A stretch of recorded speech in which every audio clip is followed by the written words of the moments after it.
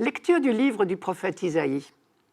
En ce jour-là, un rameau sortira de la souche de Jessé, père de David. Un rejeton jaillira de ses racines. Sur lui reposera l'esprit du Seigneur, esprit de sagesse et de discernement, esprit de conseil et de force, esprit de connaissance et de crainte du Seigneur, qui lui inspirera la crainte du Seigneur.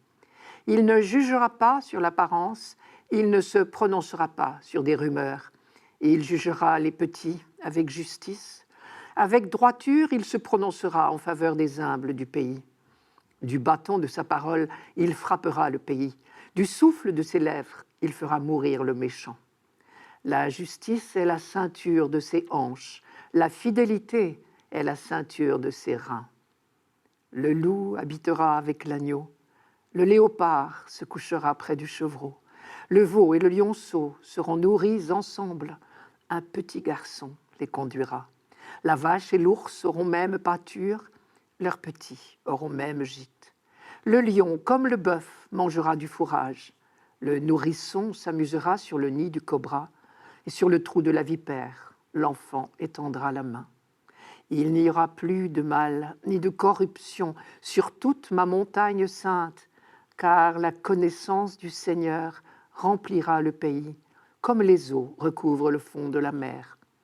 Ce jour-là, la racine de Jessé sera dressée comme un étendard pour les peuples. Les nations la chercheront et la gloire sera sa demeure. Quand Isaïe parle de la racine de Jessé ou de la souche de Jessé, cela vise évidemment la dynastie du roi David. Vous connaissez l'histoire. Jessé avait 8 fils.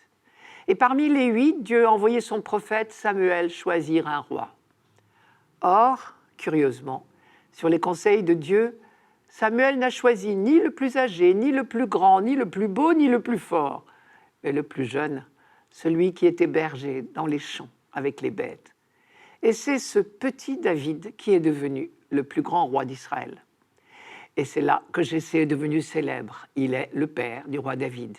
Il est l'ancêtre d'une longue lignée. Et cette lignée, on la représente souvent comme un arbre promis un grand avenir, un arbre qui ne devait jamais mourir. Car un autre prophète, Nathan, avait été jusqu'à dire à David « Dieu te promet que tes descendants régneront pour toujours et que le peuple connaîtra enfin l'unité parfaite et la paix. » À vrai dire, aucun roi de la dynastie de David n'a pleinement réalisé ces belles promesses. Mais on a toujours, et même de plus en plus, continué d'espérer. Puisque Dieu l'a promis, on peut être certain que cela se réalisera tôt ou tard. Et c'est comme cela d'ailleurs que le mot « Messie » a changé de sens. Je m'explique. Tous les rois, qu'ils soient bons ou mauvais, méritait le titre de Messie, puisque Messie en hébreu veut dire tout simplement frotter d'huile. C'est une allusion à l'onction d'huile que recevait le roi le jour de son sacre. Mais avec le temps, le mot Messie a fini par devenir synonyme de roi idéal, celui qui apportera le bonheur et la justice sur la terre. Je peux reprendre maintenant la première phrase du texte d'Isaïe. Un rameau sortira de la souche de Jessé, père de David.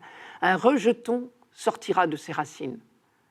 Ce qu'Isaïe dit à ses contemporains, c'est « Pour l'instant, vous avez l'impression que toutes ces belles promesses sont envolées et que l'arbre généalogique de David ne produit rien de bon.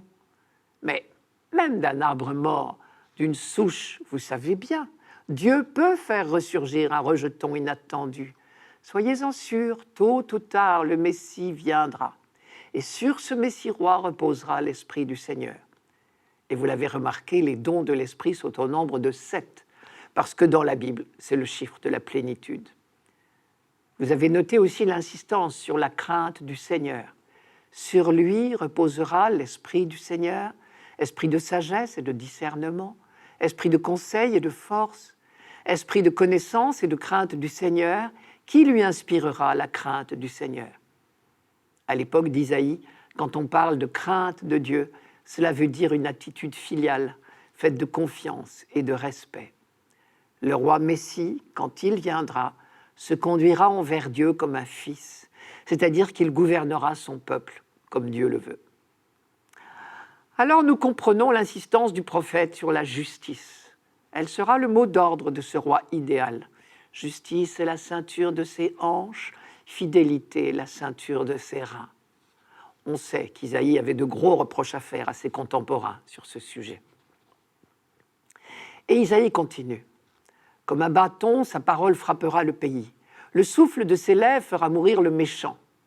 La formule est un peu surprenante pour nous, parce que dans notre langage moderne, le mot méchant semble viser des personnes. Mais en fait, il suffit de le remplacer ici par le mot méchanceté ou injustice. Il nous arrive bien d'employer l'expression « faire la guerre à la guerre ». Eh bien là, on pourrait dire « le roi Messie fera la guerre à l'injustice ». J'en viens à la deuxième partie de ce texte, ce qu'on pourrait appeler la fable des animaux, cette merveilleuse image de l'harmonie universelle. Il ne s'agit pas d'un retour au paradis terrestre, il s'agit au contraire de l'aboutissement final du projet de Dieu, le jour où l'Esprit aura fini de nous mener vers la vérité tout entière, comme dit Jésus, ce jour où enfin la connaissance du Seigneur remplira le pays comme les eaux recouvrent le fond de la mer. Enfin, Isaïe rappelle une fois de plus que le projet de Dieu concerne bien l'humanité tout entière. Je cite, « Ce jour-là, la racine de Jessé sera dressée comme un étendard pour les peuples, les nations la chercheront. » Plus tard, Jésus dira, « Quand j'aurai été élevé de terre, j'attirerai à moi tous les hommes. »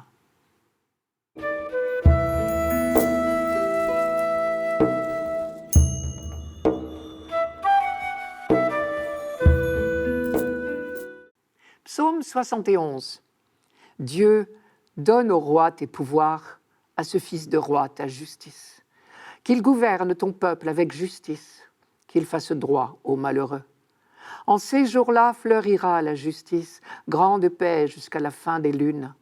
Qu'il domine de la mer à la mer et du fleuve jusqu'au bout de la terre. Il délivrera le pauvre qui appelle et le malheureux sans recours. Il aura souci du faible et du pauvre dont il sauve la vie. Que son nom dure toujours, sous le soleil que subsiste son nom. En lui, que soient bénies toutes les familles de la terre, que tous les pays le disent bienheureux. Dieu donne au roi tes pouvoirs, c'est une prière. Qu'il gouverne ton peuple avec justice, c'est un souhait. Ce sont les mots mêmes que l'on disait lors du sacre d'un nouveau roi. Donc nous sommes au temple de Jérusalem. Mais curieusement, ce psaume a été composé et chanté après l'exil à Babylone, donc entre 500 et 100 avant Jésus-Christ, c'est-à-dire à une époque où il n'y avait déjà plus de roi en Israël. Ce qui veut dire que cette prière, que ce souhait, ne concerne pas un roi en chair et en os, il concerne le roi qu'on attend, que Dieu a promis, le roi Messie. Et puisqu'il s'agit d'une promesse de Dieu, on est sûr qu'elle se réalisera. La Bible tout entière est traversée par cette espérance indestructible. L'histoire humaine a un but, un sens. Et le mot sens veut dire deux choses, à la fois signification et direction. Dieu a un projet. Ce projet inspire toutes les lignes de la Bible, Ancien et Nouveau Testament. Il porte des noms différents selon les auteurs.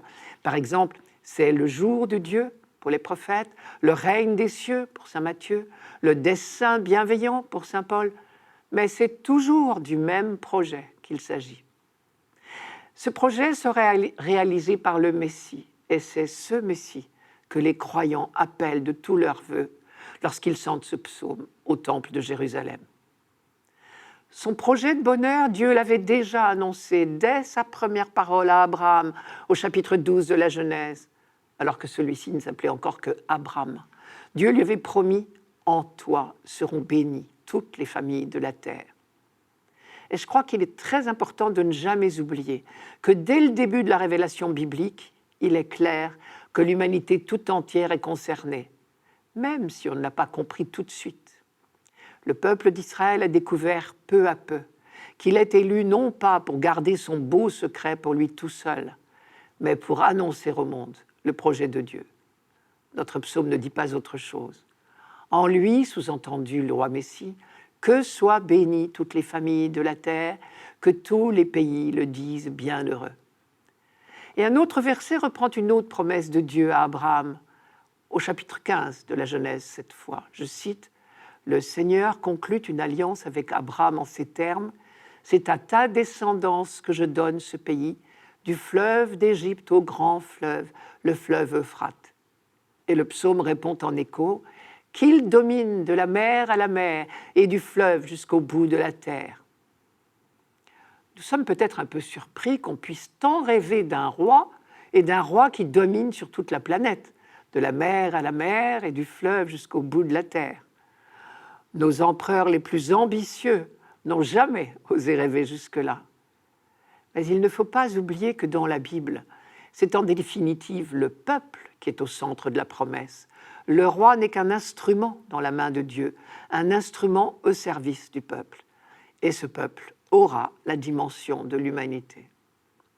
Une humanité enfin fraternelle et pacifique, où plus personne ne connaîtra l'humiliation. Je cite encore, « En ces jours-là fleurira la justice, grande paix jusqu'à la fin des lunes. » Enfin sera réalisé le rêve de justice et de paix qui hante toute l'humanité depuis les origines. Ce n'est pas pour rien que le nom même de Jérusalem, Yerushalayim en hébreu, veut dire ville de la paix. Mais Bagdad aussi veut dire demeure de la paix, et Dar es Salaam tout autant, parce que tous les peuples en rêvent depuis toujours. Et c'est la force incroyable, l'audace de la Bible d'affirmer contre vents et marées, et contre toutes les apparences contraires, que le jour de la paix viendra. Et comme justice et paix vont ensemble, il n'y aura plus de pauvres à la surface de la terre. Alors la terre sera vraiment sainte, comme elle doit être. Cet idéal-là court lui aussi tout au long de la Bible. Le livre du Deutéronome disait « Il n'y aura pas de pauvres chez toi ». Et le psaume s'inscrit dans cette ligne, je cite, « Il aura souci », c'est le roi, « il aura souci du faible et du pauvre dont il sauve la vie ». Tout ce psaume rappelle donc la promesse de Dieu et lui demande de hâter ce jour. Non pas que Dieu risque d'oublier ses promesses, au contraire, si les pèlerins assemblés au temple de Jérusalem redisent ce psaume sur le roi Messie, c'est parce qu'ils savent que Dieu n'oublie pas son projet. Quand nous prions, il ne s'agit pas de rappeler à Dieu quelque chose qu'il risquerait d'ignorer ou d'oublier. Quand nous prions, nous apprenons à regarder le monde avec les yeux de Dieu. Nous nous replaçons devant le projet de Dieu pour raviver notre espérance et pour trouver la force de travailler à l'accomplissement de la promesse. Car la paix, la justice, le salut des pauvres et des malheureux ne viendront pas par un coup de baguette magique. À nous de prier, de faire nôtre le projet de Dieu et de nous laisser guider par l'Esprit Saint pour nous engager dans ce combat. Avec sa lumière, avec sa force, avec sa grâce, nous y arriverons.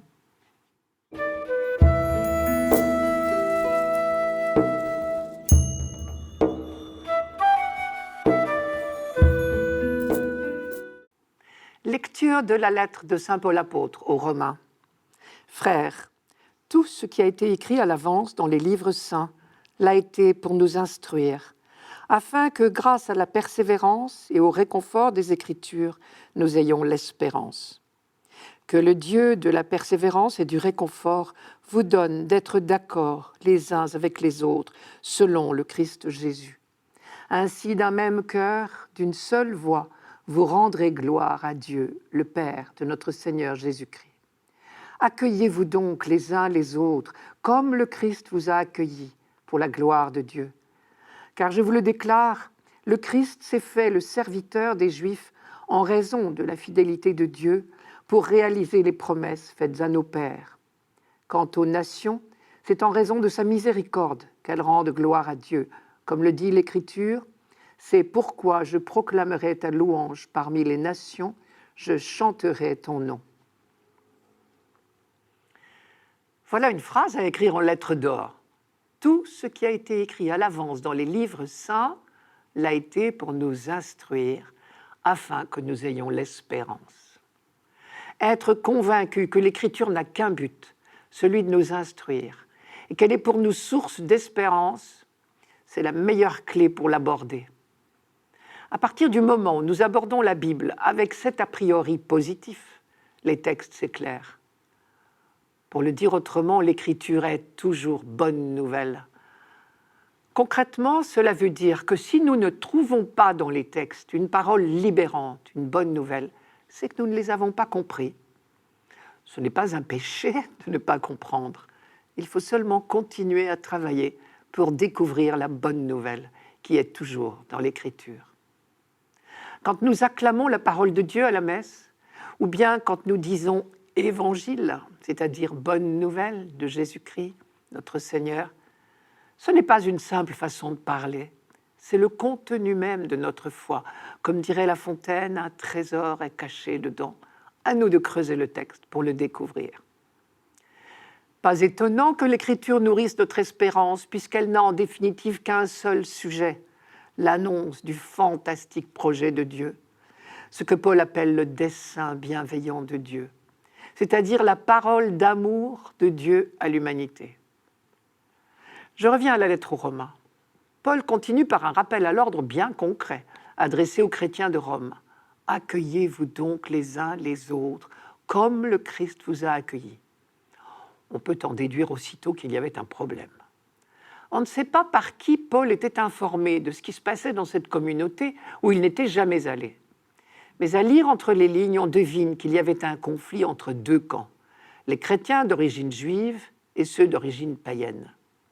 Les premiers restaient attachés à l'observance de toutes les pratiques juives, en matière de nourriture notamment, et les seconds trouvaient ces exigences périmées.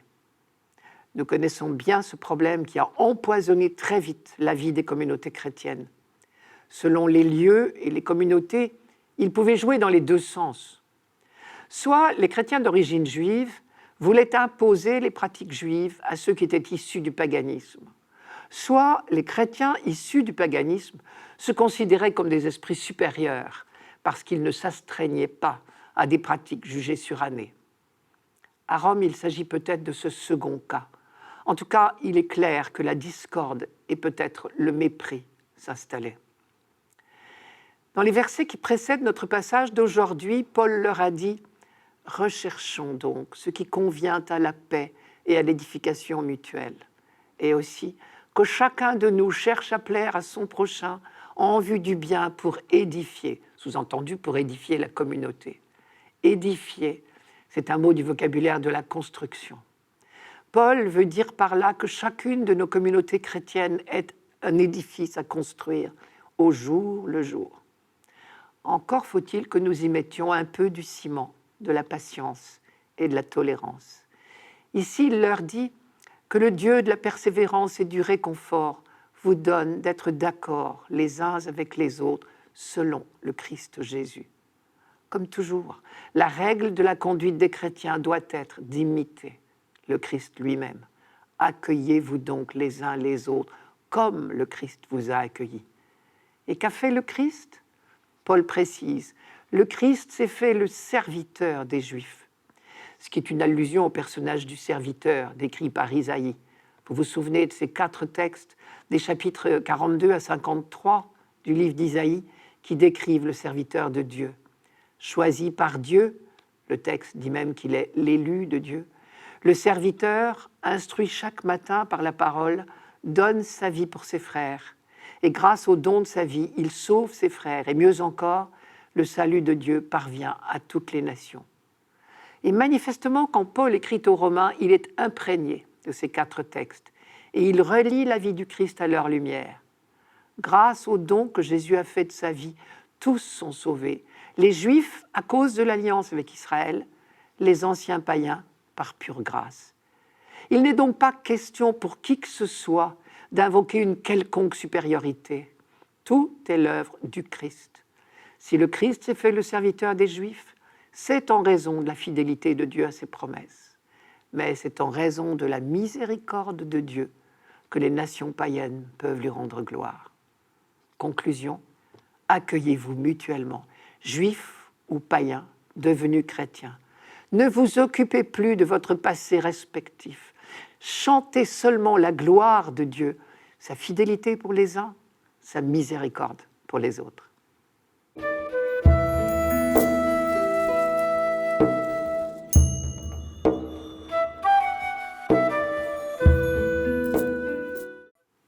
Évangile de Jésus-Christ selon saint Matthieu.